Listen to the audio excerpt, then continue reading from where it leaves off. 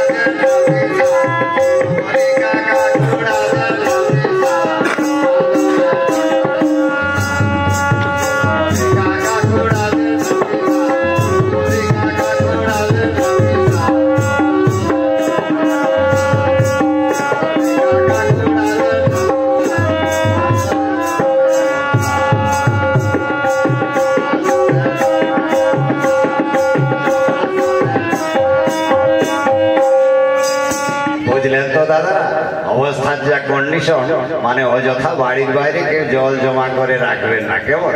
আপনারা সুস্থ থাকবেন, ভালো থাকবেন, আর আমার এই কথাটাও মনে রাখবেন। তাহলে আমিও যাই, আরো 2-4 জায়গায় আমাকে প্রচার করতে হবে। জমা জলে জন্মে